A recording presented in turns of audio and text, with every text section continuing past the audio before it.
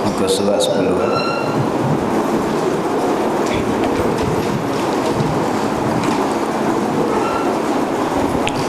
Qala mu'allif rahimahullah ta'ala. Kita baca balik. Yang ke-13, kalam. Artinya berkata-kata. Apa yang isi sekarang ni?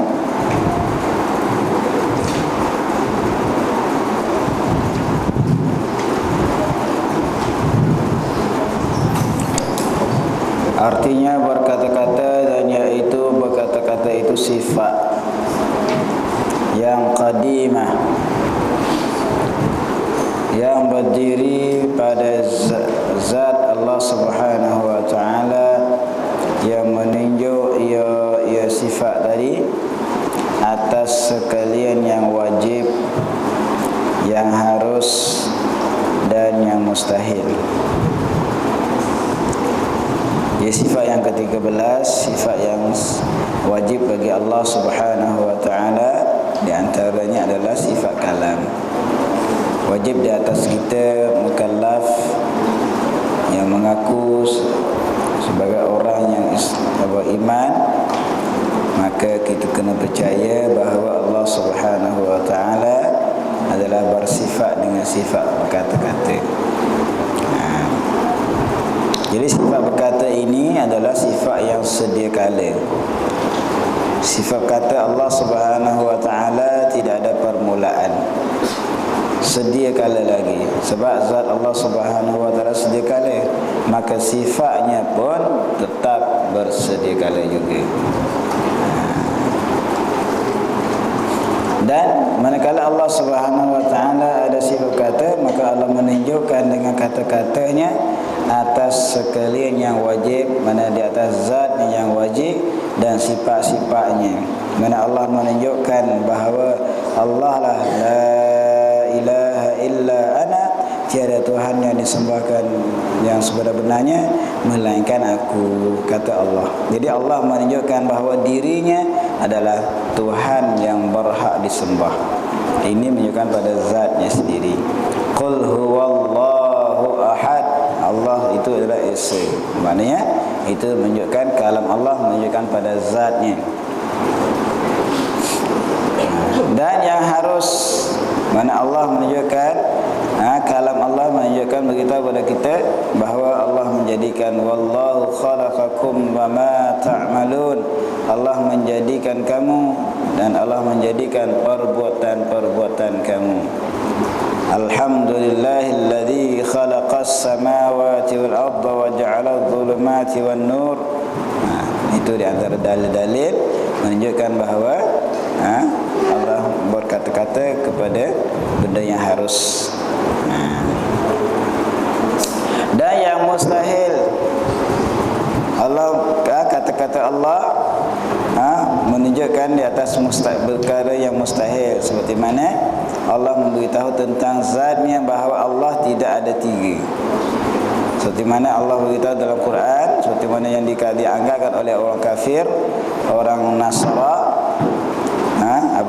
innallaha thalithu thalasah. Dia menganggapkan Allah Subhanahu wa ta'ala adalah salah satu daripada tiga. Ini menunjukkan mustahil. Lam yalid wa lam yulad wa lam yakul lahu kufuwan ahad. Baik. Lagi sunyi daripada huruf dan suara. Mana kalam-kalam Allah tidak ada huruf dan tidak bersuara. Macam mana? Kita serah kepada Allah Subhanahu wa ta'ala. Tak boleh kita bayangkan gambaran Allah ni bersuara, Allah ni ada kalam Allah ada huruf. Tidak seperti mana kalam kita ada huruf dan ada suara. Dan ada kemudian ada dahulu. Adapun kalam Allah tidak.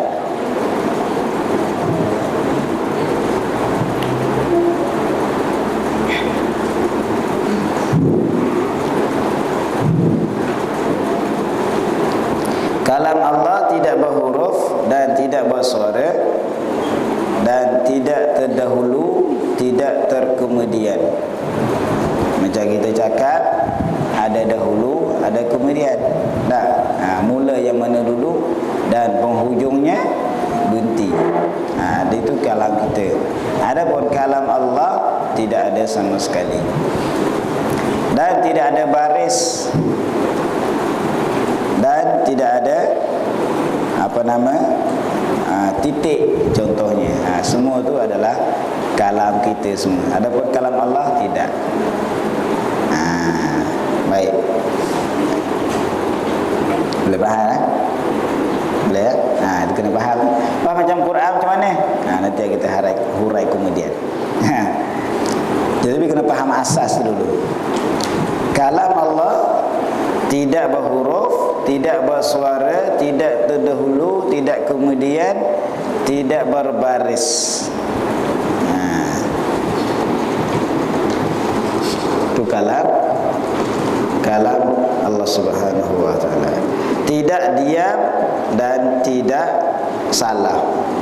Macam kita ada salah, ada diam, kan? Kembali semula. Itu kita. Adapun kalam Allah tidak.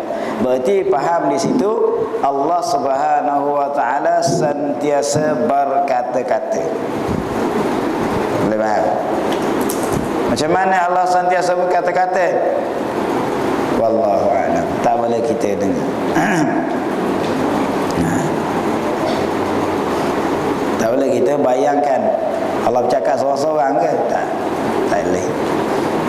Jangan kita bayangkan Allah bercakap seorang-seorang. Kita kena yakin bahawa Allah sentiasa berkata-kata. Kalau dibahaskan lagi, kalau sekiranya kalau Allah tu berkata-kata lepas tu diam, berarti Allah bersifat dengan penghujung. Kalam Allah ada penghujung. Faham tak ni? Maka itu semua tu mustahil lagi. Baik. Adapun Al-Quran dinamakan kalamullah juga, tapi dia panggil kalam lafzi. Kalam terbahagi kepada dua. Yang pertama dinamakan kalam nafsi, dan yang kedua dinamakan kalam lafzi. Kalam yang dibangsakan kepada lafaz, yang boleh bertutur, yang boleh dibaca. Yani Al-Quran dan kitab-kitab yang lain. Adapun kalam nafsi yang kita dah bahas ini dinamakan kalam nafsi. Ini kalam yang duduk di zat Allah Subhanahu wa taala, yang tidak ada huruf, yang tidak ada suara, yang tak dahulu, yang tak kemudian, yang tidak ada baris, tak ada titik dan sebagainya. Itu kalam nafsi. Kalam yang ada di zat Allah Subhanahu wa taala. Baik, adapun Al-Quran dan kitab-kitab yang lain dinamakan kalam lafzi. Kalam yang berlafaz. Jadi Jibril dia mengambil daripada Lauh Mahfuz. Jadi diturun kepada Nabi dengan gunakan lafaz. Itu dia. Baik.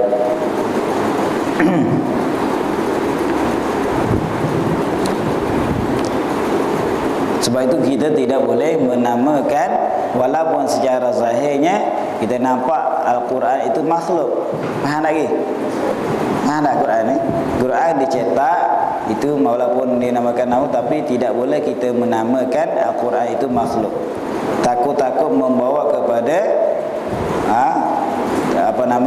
mengatakan kalam Allah yang azali itu, yang kalam nafsi itu makhluk juga. Sebab itu ulama mengharamkan mengatakan Al-Quran itu makhluk. Itu maksud itu. Sebab apa yang ada dalam kandungan Al-Quran itu sendiri adalah menunjukkan kalam nafsi. Seperti mana contoh, kita kata seseorang itu tengah makan. Katalah akala Zaidun, makan oleh Zaid. Ataupun qama Zaidun, Zaid itu berdiri, seseorang itu berdiri. Kita sebut kan tentang dia. Jadi menunjukkan di situ, mensifatkan berdiri itu pada si si Zaid.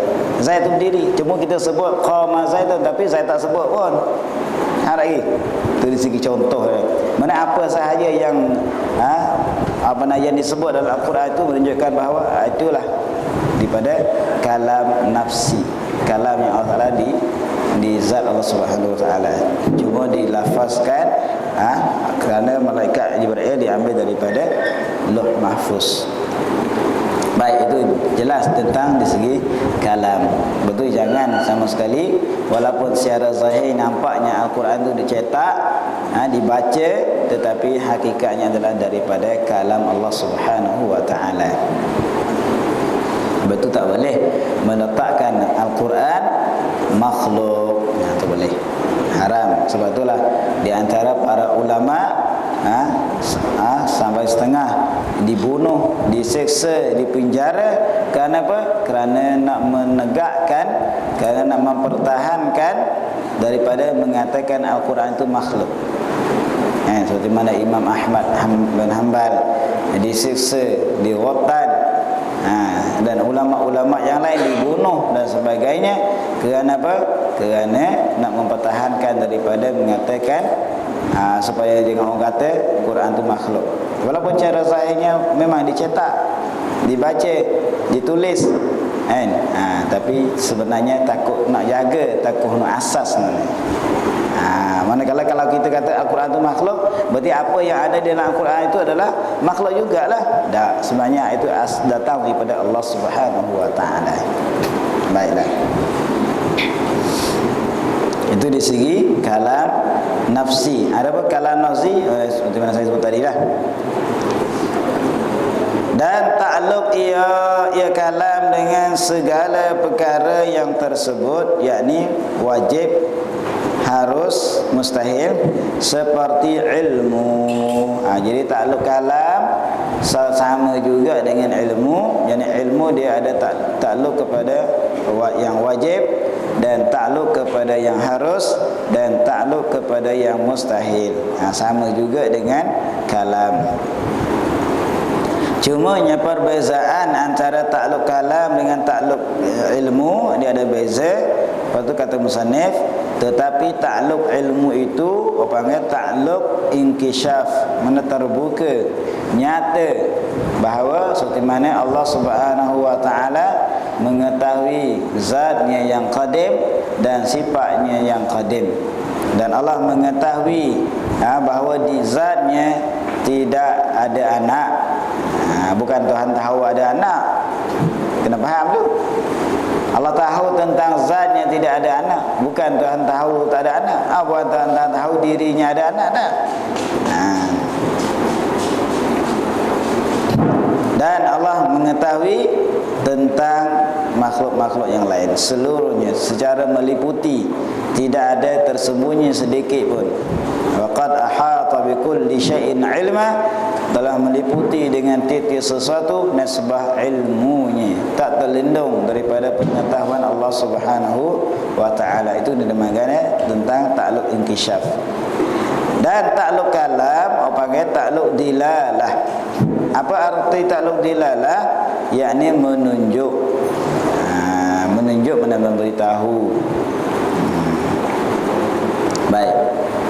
Dan takluk kalam dengan nisbah kepada lain daripada suruh dan tegah, panggil tanjizi qadim. Ni kena faham betul-betul ni. Takut keliru. Jadi takluk kalam macam kita dah tahu tadi, bahawa menunjuk tentang zatnya, tentang benda-benda yang wajib, tentang yang harus, dan tentang yang mustahil, kan? Baik. Jadi kalau berkaitan dengan benda yang harus macam mana? Kalau takluk kalam dengan nisbah, dengan dikaitkan kepada yang lain daripada suruh dan tegah, panggil takluk apa? Takluk tanjizi qadim. Apa maksud tanjizi qadim? Mana lulus pada sedia kala. Faham di situ dulu. Tak lulus pada sedia kala. Maknanya Allah berkata-kata kata menunjukkan tentang zatnya, tentang sifatnya, tentang yang mustahil lain daripada suruh dan tegak, dan yang mustahil itu pada sedia kala lagi. Boleh faham? Boleh faham atau tidak? Seperti mana Allah Subhanahu wa taala berfirman, apa namanya? Anallahu la ilaha illa ana. Tiada adalah aku, tiada Tuhan yang disembah dengan yang sebenar melainkan aku. Bila Allah berkata-kata, bila Allah berfirman, sejak azali lagi dah lulus dah. Wallahu khalaqakum wa ma ta'malun. Allah menjadikan kamu dan Allah menjadikan perbuatan kamu. Bila Allah berkata, bila Allah berfirman, sejak azali lagi dah lulus dah. Faham lagi? Dan ayat-ayat yang lain dan seterusnya. Adapun yang berkaitan dengan suruh dan tegah, Allah dah lulus juga, tapi dia ada qaid sikit. Tengok nanti. Adapun dengan nisbah kepada keduanya, kepada suruh dan tegah. Baik. Kalau katakanlah kalam Allah Subhanahu wa taala berkaitan dengan suruh, berkaitan dengan tegah, adakah sedia kala ke ataupun dah lulus ke belum? Itu kena huraian. Maka jika tiada disyaratkan, pada keduanya suruh dan tegah itu ada yang disuruh dan yang ditegah, maka demikian juga artinya tanjizi qadim. Boleh faham? Pening faham baik-baik. Contohnya, Allah suruh kita sembahyang, wa aqimus salah wa atuz zakah wa la taqrabuz zina. Kalam Allah ke? Tidak. Kalam Allah Subhanahu wa taala. Tu panggil takluk apa? Tanjizi qadim ke suluhi qadim?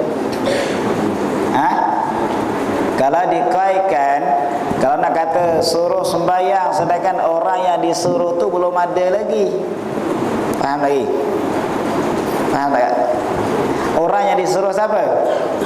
Kita lah lagi. Kita dah ada ke belum masa Allah Subhanahu wa taala berfirman tu? Belum lagi. Tegahan jangan hampir zina, dah ada ke belum kita ni? Belum lagi. Tegahan tu dah ada dah. Suruhan tu dah ada. Tetapi kalau kita kaitkan bahawa apa nama tadi? Tak disyarat, tak disyarat bukan dikait tak disyaratkan. Kalau tak disyaratkan ada orang yang ditegah, kalau tak disyaratkan ada yang disuruh, maka di segi kalam tadi apa panggil tanjizi qadim dah. Di mana Allah dah berfirman, Allah bertegah, Allah dah suruh sejak azali lagi. Cuma orangnya belum ada. Faham lagi? Itu panggil tanjizi qadim. Dan jika disyaratkan, nescaya adalah takluk kalam pada keduanya suluhi qadim. Tengok. Kalau katakan kena syarat dulu, ada orang yang ditegah, nak tegah macam mana sedangkan orang tu belum ada lagi? Nak larang macam mana, nak suruh macam mana sedangkan orang tu belum ada lagi? Lagi Allah berfirman dah sedia kala lagi, tapi orang yang ditegah, orang yang disuruh belum ada lagi. Maka dinamakan apa? Kalam takluk di sini panggil takluk suluhi qadim.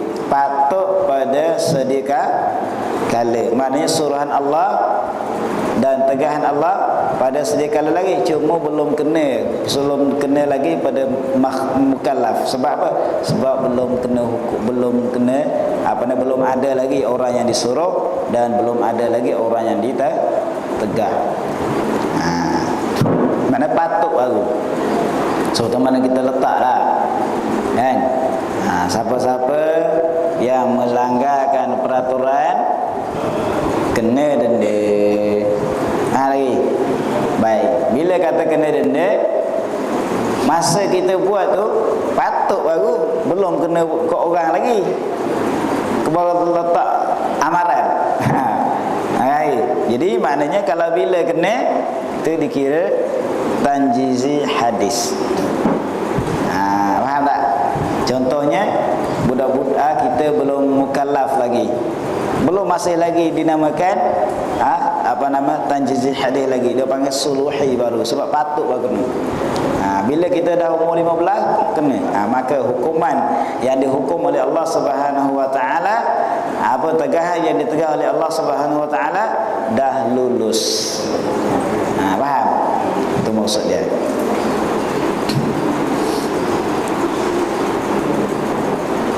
Mana dinamakan suluhi qadim, dahulu daripada ada yang disuruh dan yang ditegah. Tadi dah belum ada, belum jadikan makhluk, belum dijadikan orang tadi jadi mukallaf, maka kalam Allah Subhanahu wa taala tentang suruh dan tegah tadi dinamakan suluhi qadim, patut pada sedia kala. Dan tanjizi hadis, lulus yang baru kemudian daripada ada keduanya yang disuruh dan yang ditegah. Dami kena jaga tu, nanti tak faham masalah. Maknanya kalam Allah Subhanahu wa taala tentang suruh dan tegah tadi, manakala dah ada orang yang ditegah dan ada orang yang disuruh, maka barulah kena suruhan dan tegahan tadi. Dinamakan tanjizi hadis, mana lulus yang baru lulus. Tapi patut dah sedia kala lagi Allah dah berfirman awal sejak azali lagi, tapi hukuman tu belum kena. Sebab apa? Orang yang disegah tu belum ada lagi, orang yang disuruh belum ada lagi. Manakala dah sampai mukallaf, kena salat.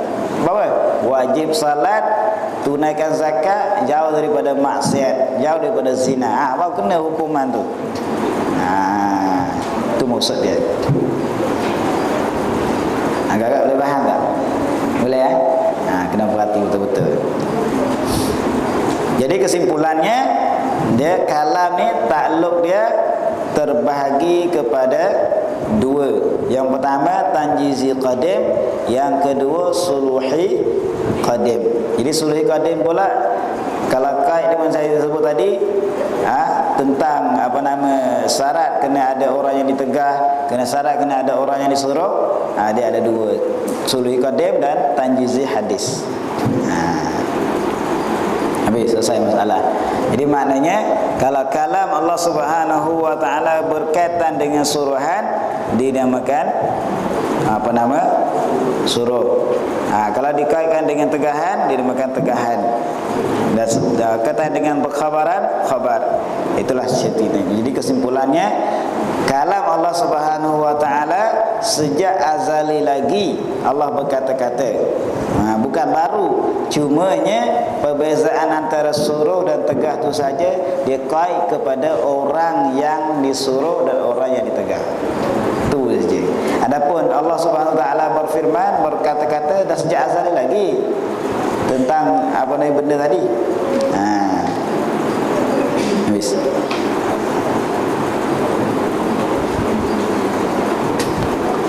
Dan mustabilah, itu di segi kewajiban. Jadi tentang Al-Quran tadi kita dah jelas bahawa kalam Allah Subhanahu wa taala terbahagi kepada dua. Yang pertama dinamakan kalam nafsi, dan yang kedua dinamakan kalam lafzi. Kalam lafzi, kalam yang dibangsakan kepada lafaz, yang boleh kita lafazlah, yang boleh kita baca. Sebab itu seperti mana asas yang kita faham tadi, kalam nafsi adalah tidak ada huruf, tidak ada suara. Macam mana Nabi Musa boleh mendengarkan kalam Allah Subhanahu wa taala yang tidak berhuruf, yang tidak bersuara? Cuba kita bayangkan. Wa kallama Allahu Musa taklima. Wa kallama Allahu Musa, Allah berkata-kata kepada Nabi Musa, taklima akan sebagai berkata-kata. Taklima itu isim masdar mentaukidkan bahawa Allah berkata sungguh. Bukan kalau kata wa kallamallahu Musa, Allah berkata-kata kepada Nabi Musa. Kalau Tuhan tak kaitkan dengan taklima, boleh ihtimal mungkin dengan wahyu. Ada lagi. Tapi tak, sini taklima menunjukkan Allah berkata sungguh, direct Allah dengan Nabi Musa. Tapi macam mana Allah membuka hijab? Sebab antara kita dengan Allah ni ada hijab. Allah tak hijab, kita yang menghijabkan diri kita dengan Allah Subhanahu wa taala. Makhluk menghijabkan diri makhluk itu dengan Allah. Allah tak hijab. Awal awwalu waz zahiru wal batin. Allah zahir. Cuma kita yang tak nampak Allah Subhanahu wa taala kerana dosa kita. Jadi Allah buka hijab, maka Nabi Musa mendengar kalam-kalam Allah Subhanahu wa taala. Tidak terdahulu, tidak terkemudian, tidak bercakap dan tidak diam. Jangan kata Allah bercakap dengan Nabi Musa ini betul, Tuhan senyap. Tak. Jangan kita anggap macam tu. Itu silap. Sedangkan kalam Allah lam yazal mutakalliman, Allah sentiasa berkata-kata. Itu kena faham baik-baik tu. Jangan kata kita nampak Allah bercakap dengan Nabi Musa, Allah berkata-kata dengan Nabi Musa, lepas tu Tuhan senyap. Tak. Bukan maksud macam tu. Allah tutup balik hijab, Nabi Musa tak dapat dengar. Tuhan buka hijab, Nabi Musa dengar Nabi Musa bukan dengan telinga sahaja, seluruh dan tidak berpihak. Bukan depan, bukan belakang, bukan kanan, bukan kiri, bukan atas, bawah, macam mana? Wallahu a'lam. Selesai masalah. Bukan kita dengar Nabi Musa, ya Musa fakhla'na 'alaik innaka bil wadil tak ingat ayat dalam surah Taha. Tak. Itu bukan maksud macam tu. Itu kena faham. Tapi ada khilaf juga, kata setengah ulama, Allah menjadikan suara supaya Nabi Musa mendengarkan suara itu. Itu bukan suara Allah. Allah menjadikan suara, lepas tu Nabi Musa dengar. Tu ada kata setengah ulama. Kata setengah ulama, tidak, Allah menghilangkan hijab antara Nabi Musa dengan Allah. Lalu Nabi Musa mendengarkan kalam-kalam Allah. Lalu Tuhan tutup balik. Habis. Selesai masalah.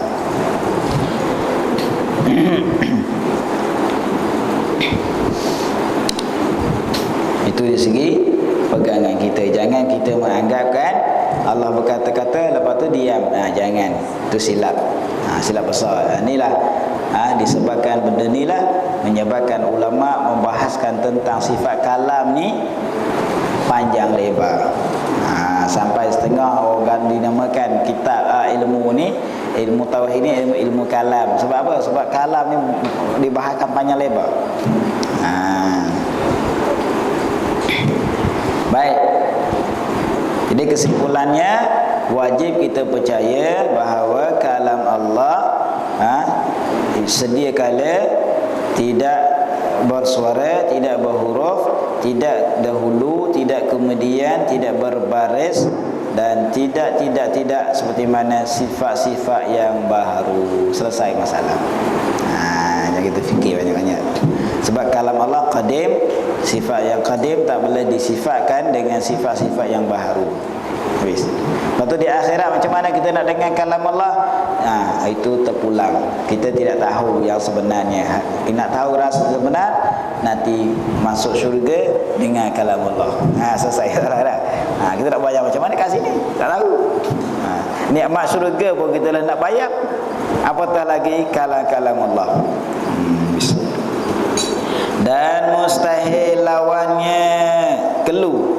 Bukan kalau, kelu. Atau ada huruf atau suara, dan umpamanya pada kalamnya ya Allah yang qadim. Mustahil, apa dia makna mustahil? Perkara yang tak boleh diterima oleh akalnya, adanya benda tu. Jadi kalau orang yang mensabitkan Allah Subhanahu wa taala ada sifat keluh, sifat bisu, itu namanya mustahil. Jangan, orang tak boleh diterima sama sekali mensabitkan sifat bisu itu bagi Allah Subhanahu wa taala. Maka tak boleh. Ataupun mensabitkan kalam Allah Subhanahu wa taala ada huruf. Seperti mana kita sebut ni, kan? Seperti saya tengah cakap ni. Ada huruf. Kalau tak berhuruf macam mana nak dengar? Macam mana nak faham? Mesti ada huruf dan ada suara. Kalau tak ada suara boleh dengar tak? Tak boleh, sebab telinga kita kena ada suara. Kalau tak suara mana boleh dengar? Kan? Itu kita. Baik, tu dalil mana? Mana bukti menunjukkan bahawa Allah Subhanahu wa taala bersifat dengan sifat kalam? Dalil kalam itu firman Allah Subhanahu wa taala, wa kallamallahu Musa taklima.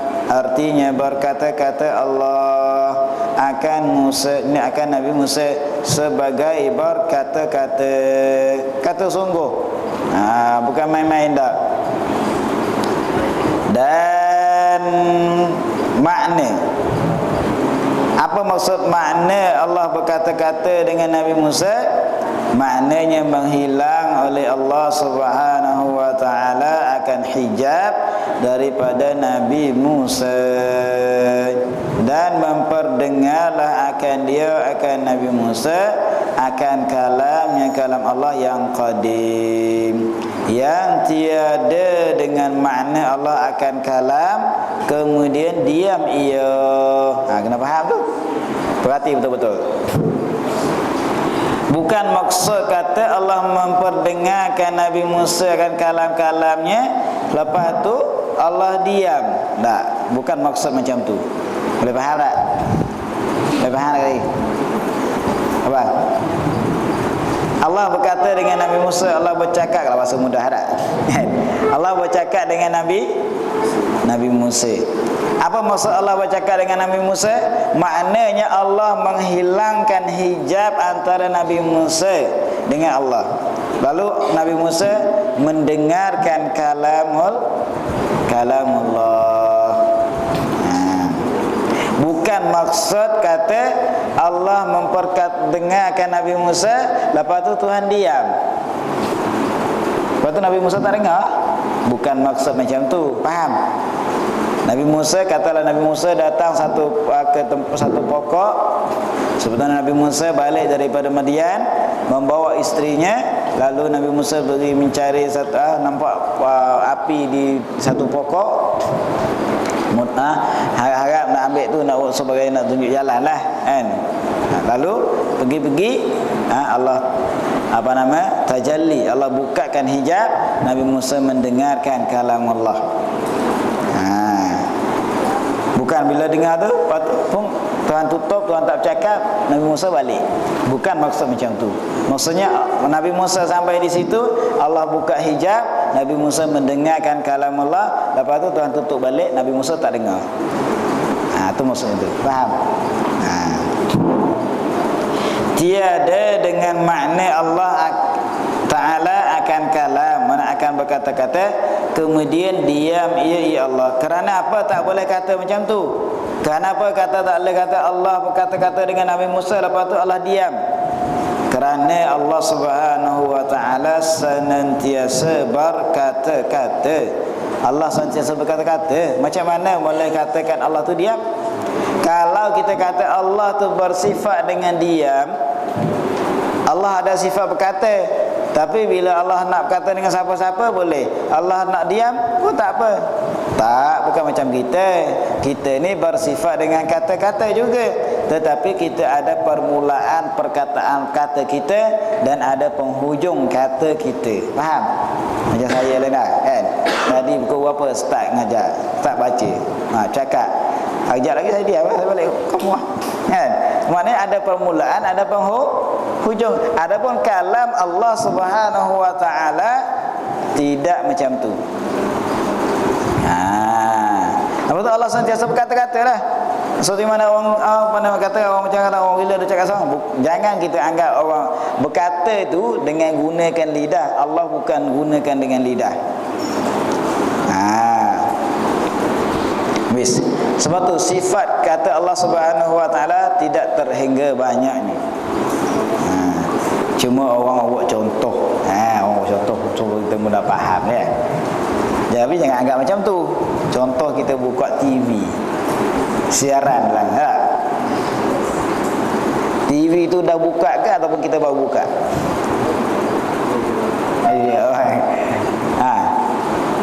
Coba sikit. Siaran tu baru buka ke kita baru buka? Coba sikit. Dah buka dah, cuma kita tak buka je. Bila kita buka, pak nyampak lalu apa yang disiaran tak? Contoh macam tu. Tapi jangan anggap macam tu. Contoh yang mudah faham. Itu saja. Bukan TV tu baru buka dah. Kita je buka TV. Dia nampaklah siaran dalam tu. Sedangkan dia dah berjalan dah. Itu contoh ya. Itu bukan jangan anggap Allah berkata ke seorang-seorang macam tu. Jangan kita anggap macam tu. Itu salah. Itu contoh saja untuk memudahkan kita faham. Sebab tu ulama dia mengatakan Allah senantiasa berkata-kata. Baik. Kalau kata Allah tu diam macam mana pula? Allah berkata-kata macam kita katalah, kita ada sifat kata juga, bukan ada bisu pun, bercakap boleh. Tetapi kita bercakap ada permulaan. Takkan bercakap seorang-seorang gila lu kita. Ya tak? Diam tak cakap apa, orang kata gila juga. Jadi itu kita. Adapun Allah tidak macam tu. Jadi kalau Allah tu ada sifat diam, bererti kalam Allah ada penghujung. Manakala kita kaitkan kalam Allah ada penghujung, bererti zatnya ada pun penghujung juga. Faham lagi? Itu kena faham tu. Jadi tak boleh sama sekali meletakkan kalam Allah ada penghujung. Dan dalil kalam pula bahawasanya jikalau tiada berkata-kata Allah Subhanahu Wa Taala, ini dalil akal, tadi dalil nakal, dalil akli, dalil Al-Quran, dalil akal pula untuk memantapkan lagi pegangan kita. Sekiranya kalau Allah tidak berkata-kata, nescaya adalah ia ya Allah bisu. Kalau Allah tak berkata, bisu. Faham? Kalau Allah tak berkata-kata, bisu namanya. Dan bisu itu kekurangan. Bila sifat bisu menunjukkan Allah tu bersifat dengan sifat kekurangan. Macam mana nak mengatakan dia Tuhan sedangkan dia ada sifat kekurangan? Maka mustahil. Sedangkan nak katakan Tuhan mesti dia ada sifat kaya daripada tiap-tiap makhluk dan semuanya makhluk berkehendak kepadanya, itu baru dinamakan ketuhanan, Tuhan. Jadi kalau sabitkan sifat kekurangan masih lagi perlu kepada orang yang menyempurnakan kepada baginya, maka belum dah, maka itu tidak boleh dinamakan Tuhan. Tu. Macam katalah seseorang itu kata dia kaya, katakan dia tu hebat, sempurna belaka, dah masih lagi memerlukan kepada orang lain. Agak-agak orang besar naik bawa kereta sendiri ke orang lain bawa? Orang bawa ke dia bawa? Orang bawa, maknanya perlu kepada orang lain. Dia masak ke orang lain masak? Orang lain masak, maknanya masih lagi memerlukan kepada orang lain. Maknanya tak sebenar-benar kemuliaan, tidak sebenar-benar kekayaan. Yang sebenar-benar kekayaan adalah Allah, tak perlu kepada makhluk. Walaupun makhluknya tak beribadat kepada Allah, walaupun seorang pun tak ada, semua pakai kufur belaka, tetap murtabat Allah tidak akan turun sedikit pun. Adapun kita, kalau koli kita lari, masak sendiri, penatlah sikit. Contohnya lah. Adapun orang tak sokong kita, hinalah kita. Maka itu memerlukan itu mana kita tidak sebenar-benar kekayaan. Baiklah, itu maksudnya kalau ada sifat kekurangan di sisi Allah Subhanahu wa taala itu mustahil sama sekali. Dan yaitu kekurangan pada Allah Subhanahu wa taala itu mustahil. Maka sabitlah kalamnya Allah Subhanahu wa taala, dan apabila sabit ia kalam, mustahillah lawannya. Apa maksud lawannya? Mana bisu. Jadi Allah tidak sama sekali bersifat dengan sifat bisu. Itu kena faham. Dan sifat yang pertama daripada segala sifat ini dinamakan sifat nafsiyah, nasbah kepada nafsu. Bukan nafsu ini mana diri, dengan makna zat, kerana tiada melazim ia sifat yang pertama melainkan akan zat. Wallah, insyaAllah kita akan bahas lagi tentang sifat-sifat yang kita belajar ni.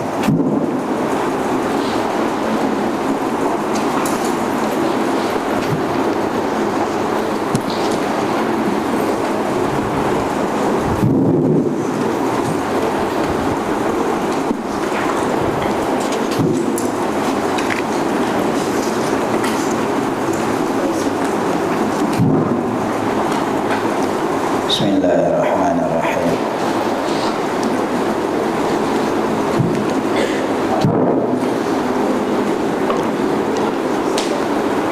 Berkata Ibn Hajar rahimahullahu ta'ala, ditulis baginya ibu bapa seumpama segala amal yang baik yang mengerjakan dia kan amal oleh anaknya anak seseorang. Tiada segala amalnya amal anaknya yang jahat-jahat. Intaha. Ini masih lagi menyambung tentang hadis Nabi sallallahu alaihi wasallam, idza mata banu adama inqata'a amaluhu illa min salasin, sadaqatin jariyah wa ilmin yuntafa'u bihi wa waladin salihin yad'u lahu.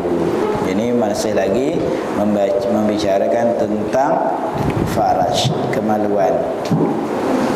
Jadi Allah jadikan kemaluan untuk seseorang, dia ada faedah, sama ada faedah dunia ataupun faedah akhirat. Bukan saja-saja, ada faedahnya. Jadi antara faedah dia, kata musannif, adalah untuk mendapatkan zuriat. Jadi bila ada ni, ada maknanya ini secara adat sahaja. Tidak semestinya nak dapatkan zuriat tu dengan ada benda tu. Sebab apa? Sebab Allah jadi Nabi Adam tak ada benda tu pun, kan? Ini menunjukkan bahawa ini adat. Dan tak semestinya ada benda tu ada zuriat. Kalau Tuhan tak izinkan tak dapat juga, kan? Itu mana, itu segi adat sajalah. Itu kena faham. Betul, kejadian Allah Subhanahu Wa Taala, Allah jadikan manusia ini ada 3 bentuk. Di antaranya Allah jadikan Nabi Adam tanpa bapa, tanpa ibu. Mana Nabi Adam lah. Dan yang kedua, Allah jadikan tanpa ibu, bapa saja, iaitu Siti Hawa, isteri kepada Nabi Adam, tok kita. Dan ada juga Allah jadikan dengan ada ibu tapi tanpa bapa. Siapa? Nabi Isa alaihi salam. Ini menunjukkan bahawa kekuasaan Allah Subhanahu wa taala. Cuma di segi adatnya adalah daripada pasangan suami dan isteri. Itu dia. Baik. Sebab itulah kalau ada kena jaga baik-baik. Jangan kita membuat perkara-perkara yang mengharamkan, nanti Tuhan tarik balik nikmat tu, maka tak dapatlah dan menyesallah selama-lamanya. Di antaranya tarik nikmat dunia. Baik, jadi kata Ibn Hajar rahimahullah ta'ala, kalau seseorang itu ada anak dia pula Anak yang baik, dia selalu beribadat, selalu membaca Quran, selalu berzikir, selalu berselawat, buat kebaikan lah. Dia bersedekah dan sebagainya, kan? Maka kata Ibn Hajar, dia kata ditulis, mana dituliskan baginya, bagi ibu bapa tu. Bagi ibu bapa yang beriman, kena tukar itu. Bagi ibu bapa yang beriman, mati dalam keadaan beriman, manakala anak dia melakukan kebaikan, maka dituliskan juga untuk ibu bapa. Faham lagi? Berarti kalau kita seorang anak yang berbakti kepada ibu bapa, selalukanlah buat ibadat, rajinkan ibadat dan rajinkan berdoa untuk ibu bapa kita. Jangan kita salahkan kita tak bagi makan minum, salah kita tak nak menghormati dia, kita membebankan lagi dosa-dosa dia. Ya Allah, jadi jangan sama sekali. Baik, tiada segala amalnya amal anaknya yang jahat. Maknanya tak ditulis segala amalannya yang jahat. Ini kalau dia dah didik. Boleh faham tak? Kalau kita dah hantar anaknya kepada pengajian-pengajian agama, sekolah-sekolah agama, hantar ngaji, paksa, rotan, tak jalan juga. Contohnya kan, masih lagi terpengaruh. Kadang-kadang kita didik kat rumah, suruh sembahyang, suruh baca Quran, suruh berzikir, suruh jaga maksiat, tapi bila duduk kat luar, pengaruh masyarakat tu lebih teruk lagi, kita tak terkawal. Itu dia punya pasal. Tanggungjawab kita, selama mana dia di bawahan kita, kita kena suruh, kita kena cegah. Barulah manakala kita dah meninggal, kita akan ditulis kejahatan-kejahatan yang dibuat. Faham? Itu kena ingat tu. Sebab tu kita kena didik awal-awal lah. Jangan kita membiarkan nanti susah kita kemudian. Sebab tu kalau kita boleh kena elok, kena awal-awal lah. Jangan sampai nak keras dah baru nak suruh. Demikian lagi menjadikan Allah Subhanahu wa ta'ala bagi engkau akan faraj itu kerana kegunaan dunia. Dari akhirat. Kegunaan dunia apa dia? Seperti bersedap-sedap dengan jima. Ni kena lihat faham ni Awang belum nikah lagi jangan rasa nak nikah dulu. Dan bersuka-suka dengan sekalian anak yang dapat dengan jima itu, dengan bersetubuh. Nampak macam tak sedap sangat bersetubuh. Jadi mana Tuhan jadikan itu tujuannya untuk bersedap-sedap, seronok. Jadi kalau orang nikah tak dapat berseronok tu tak kalau bagi ada setengah-setengah orang perempuan, dia tak minat juga sebab apa? Tujuan bernikah nak berseronok. Dah tak buat berseronok, baik tak payah duduk seorang-seorang. Baiklah. Dan manakala kita ada anak, kita seronoklah. Lepas tu kalau orang tua-tua dulu, ya Allah, walaupun susah makan, minum, tapi anak ramai seronok juga. Ya tak? Seronok tak seronok kalau ada anak? Mana tak? Adik-adik seronok lah, gembira. Kalau mak ayah kita dah tua, seorang suami isteri dah tua-tua, anak tak ada, seronok agak-agak? Tak seronok kan? Yang paling seronok sekali musim raya ya. Kalau pakat turun belaka, anak 5, seorang anak 5 tu ada 5 anak pula, cucu dah 20 orang. Setiap kali balik rumah kampung, balik raya, seekor lembu tak cukup. Penuh depan rumah kita dengan kereta macam dia, dengan semua ya. Seronoknya, gembiranya. Tapi kalau kita tak ada anak, ada isteri je, anak tak ada, sunyi, orang lain gung kita nitih air mata tengok orang. Tak seronok. Betul lah, usahalah. Jadi tapi macam mana rezeki ya. Tuhan ini hikmah Allah Subhanahu wa taala. Tidak semuanya manakala nikah ada anak, tak semestinya. Ada yang tak dapat anak, tapi usahalah insya-Allah. Tapi di samping itu kita kena jaga daripada perkara-perkara yang diharamkan oleh Allah Subhanahu wa taala. Baik. Bermula demikian mereka itu mana? Anak tu sebesar-besar segala perhiasan dunia. Anak inilah sebesar-besar perhiasan dunia. Di antara perhiasan dunia, anaklah. Seperti mana firman Allah Subhanahu wa taala, al-mal wal banuna zinatul hayatid dunya wal baqiyatus salihatu khairun 'inda rabbika thawaban wa khairun amala. Kata silap. Al-mal wal banuna zinatul hayatid dunya, al-ayah. Bermula harta benda. Harta benda. Dan sekalian anak itu perhiasan hidup dunia. Mana anak pinak, harta benda itu ialah perhiasan kehidupan dunia. Mana untuk menseronok-seronok, tapi kena jaga juga. Jangan dok sonok-sonok saja. Ini sebagai perhiasan dunia.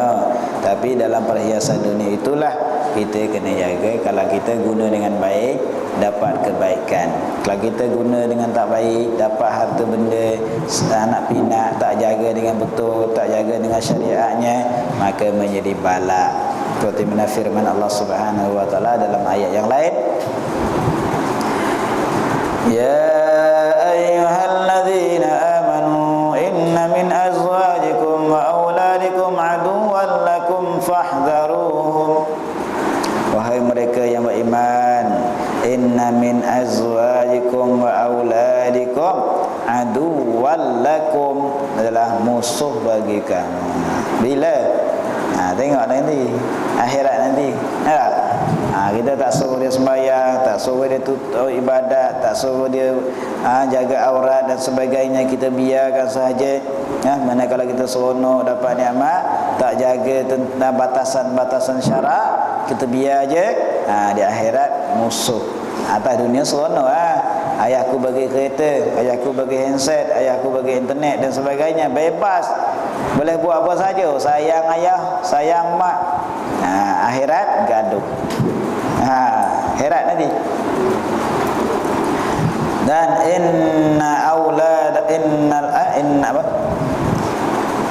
dalam ayat yang sebelum ayat tu, innama amwalukum wa auladukum fitnah, wallahu indahu ajrun azim. Itu cubaan. Jadi harta benda yang Tuhan berikan kepada kita dan anak yang Tuhan berikan kepada kita adalah satu cubaan. Cubaan. Mana ujian daripada Allah Subhanahu wa taala. Tapi kok mana pun, kalau dari segi keseronokan dunia, memanglah ada harta, ada anak. Tapi di samping itu, jangan kita mengabaikan tentang batasan-batasan syarak. Tidak menjadi salah kalau Tuhan berikan harta kepada kita, kalau kita gunakan dengan baik. Tidak syarat, tidak halang supaya kita menjadi orang yang kaya.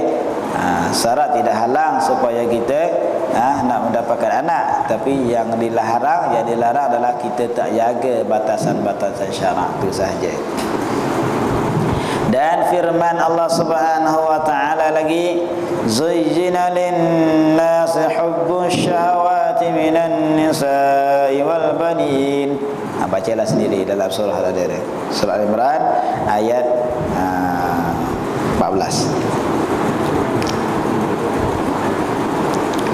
Apa tadi? Artinya dihiaskan bagi manusia akan kasih, akan segala keinginan daripada perempuan dan anak-anak. Manusia di sini, kalau faham, dihiaskan bagi manusia, yakni lain daripada Nabi. Terlihat kat situ. Dihiaskan bagi manusia, yakni lain daripada Nabi. Nabi tidak macam kita.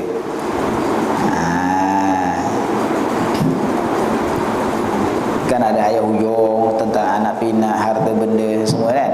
Kata kata guru saya, dia kata lain daripada Nabi. Kerana mereka itu terpelihara daripadanya. Oleh sebab itu Nabi ada bersabda, dijadikan kasih kepadaku daripada dunia, kamu adalah minyak wangi dan perempuan. Nabi dijadikan kasih. Kasih dijadikan kasih oleh Nabi tentang perempuan dan minyak wangi saja. Adapun dan lain lagi tak ada. Nabi tidak cinta kepada harta benda. Nabi tak cinta kepada emas dan perak. Adapun kita tak, masya-Allah, kan? Baik. Dihiasi bagi manusia akan kasih akan segala keinginan daripada perempuan. Allah memulakan hiaskan untuk manusia ini keinginan dia kepada perempuan, cintakan syahwat dia daripada perempuan. Kenapa? Kerana perempuan ini adalah li'annahum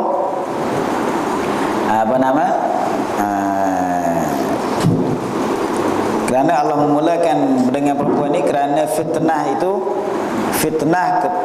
dengan orang perempuan ini lebih dahsyat daripada lelaki, lebih dahsyat daripada dunia lagi. Ni berat ni. Di anna fitnata bihinna adarru, lebih mudarat. Sebab tu kalau kita ada isteri kita, jaga baik-baik. Kalau isteri kita sepahaman dengan kita, alhamdulillah. Tapi kalau tidak sepahaman dengan kita, haru-hara. Betul tak? Kita ajak jom kita jemaah ngaji pagi ni, ngantuk lah bang, penat lah. Jom pergi shopping, laju. Ataupun pakaian-pakaian yang tidak mengikut syarat. Kita suka kepada tutup aurat, tutup rapat-rapat. Ini suka pakai ketat-ketat, susah juga kan, haru-hara kita nanti. Jadi itulah di antara cubaan fitnah. Kita pula yang belum kahwin lagi, masya-Allah, turun pergi sembahyang Jumaat, terputus, tergendala sementara disebabkan perempuan awet cuit. Assalamualaikum bang, di mana? Free datang sini. Alhamdulillah, hilang rupiah. Ni masalah zaman sekarang. Sebab itulah kalau elok kita ngaji ni, kalau belum kahwin lagi, tengah mengaji, jangan duk sibuk dengan perempuan. Nanti tak sempat sampai ke penghujung.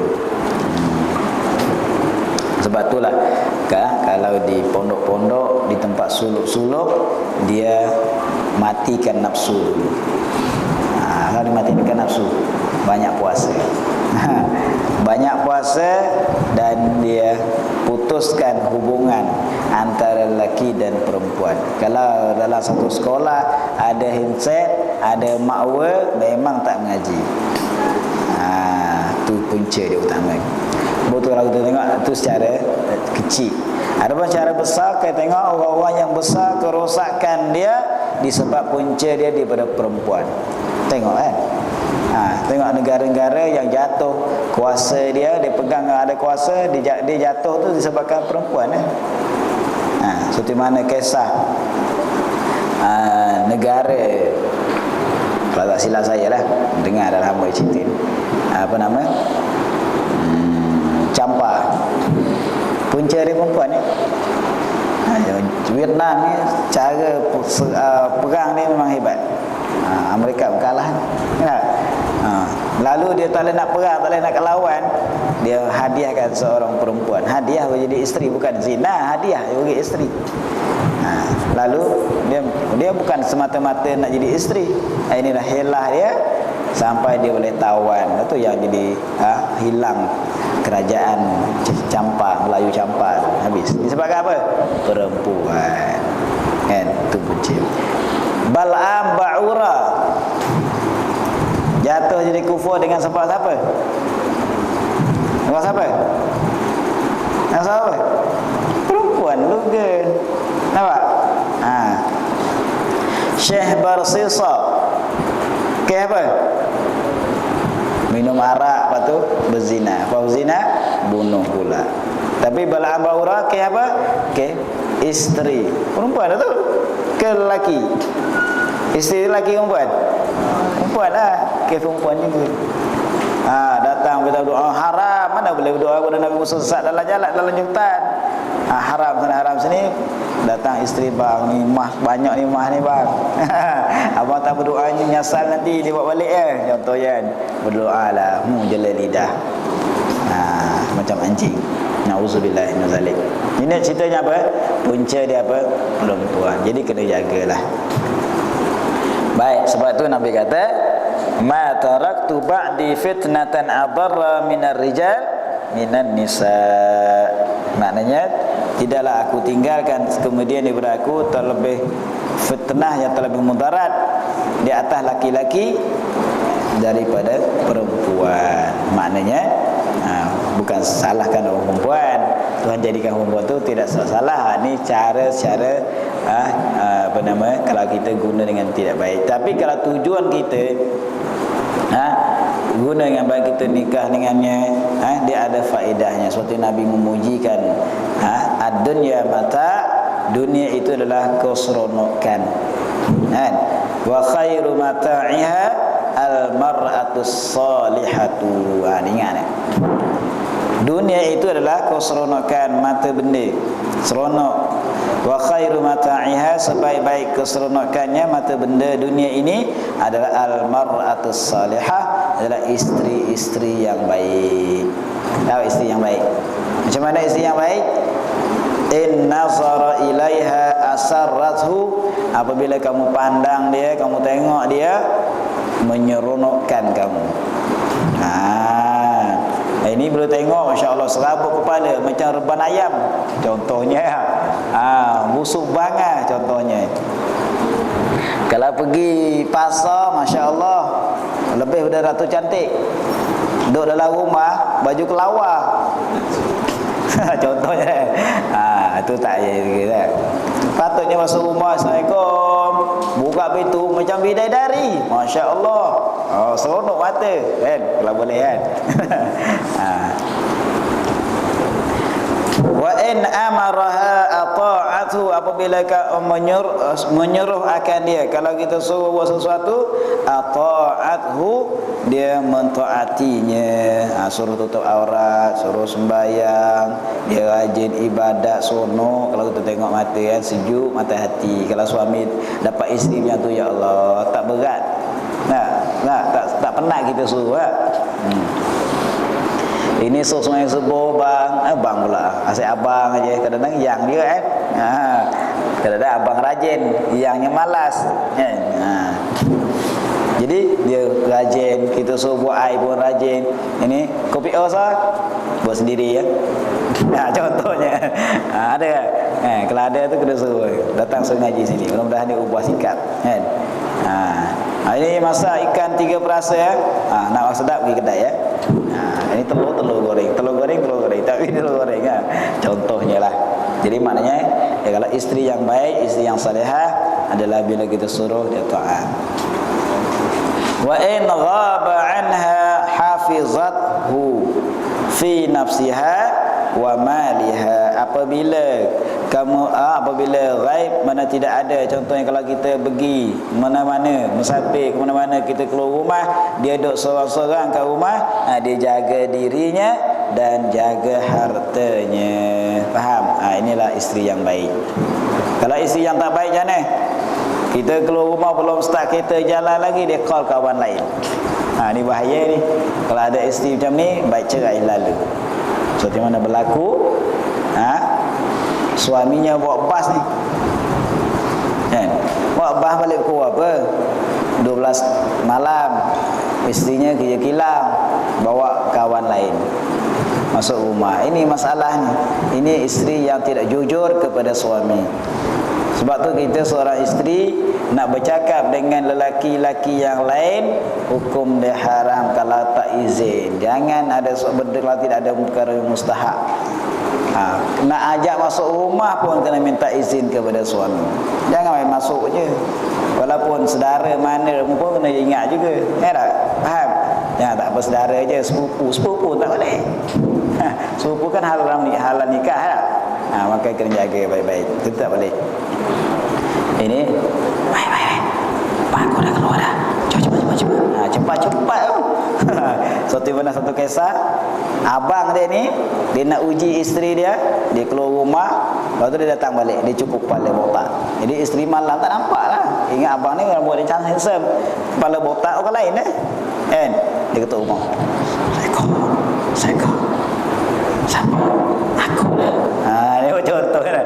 Padahal suami dia kan, dia pun buka rupa-rupanya suami. Macam ni ke kamu? Ambil contohnya. Jadi maknanya kalau isteri yang baik, dia akan jaga dirinya dan jaga hartanya. Dia tidak mendedahkan kepada orang lain. Ini pergi keluar, Masya Allah, duduk dalam rumah, habis. Dan anak-anak, tadi isteri dan anak-anak. Jadi mana kalau tujuan kita nak dapat buat isteri, tujuan kita nak dapatkan zuriat, nak dapat membanyakkan umat, maka digalakkan, itu dipuji. Tak salah. Yang salah tadi kerana semata-mata nak keseronokan dunia semata-mata, itu salah. Tapi kalau kita nak dapat zuriat kerana Nabi berbangga-bangga dengan banyaknya umat, Nabi suruh pula kalau kita kahwinkan tazawwaju, kalau tak silap, nikahlah kamu dengan perempuan-perempuan yang keturunannya banyak anak. Kalau kita boleh cari, tengok keturunannya ramai ke tidak, adik-beradik dia. Slow zen contohnya. Jadi kalau nikah tu dapatlah slow zen. Kalau boleh lebih lagi kan. Sebab tu orang lelaki ni dibenarkan nikah 4, tapi kan jangan ambil nikah 4 saja. Tahulah sikit tanggungjawab ni nikah 4 bagus. Buat nikah 4 tapi bab lain tak jaga. Ini masalah. Bila. Jadi maknanya tujuan kita nak memperbanyakkan umat, kerana nak supaya umat Nabi Muhammad ni banyakkan supaya penuh dengan hamba yang beribadat kepada Allah Subhanahu Wa Taala, maka itu disuruh dan dituntut. Baik.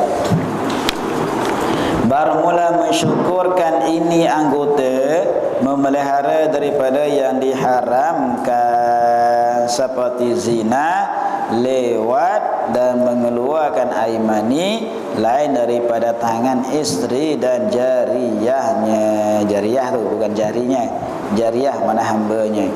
Jadi maknanya cara kita bersyukur tentang nikmat yang Tuhan berikan kepada kita, dan nikmat farah itu kena jaga daripada melakukan perkara yang diharamkan seperti zina, lewat dan keluarkan air mani dengan tangan sendiri, bukan dengan tangan isteri. Kalau orang ada isteri, kalau orang tak ada isteri, maka haram mengeluarkan air mani dengan tangan sendiri. Boleh Wallahu a'lam.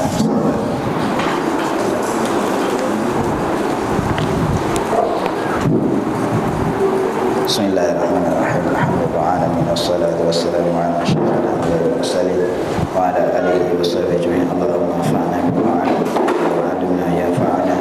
Allahumma arzuqna fahma nabiyil hirzal mursalin wa ilhamul malaikatil muqarrabin bi rahmatika ya arhamar rahimin. Walhamdulillahi rabbil alamin. Assalamualaikum.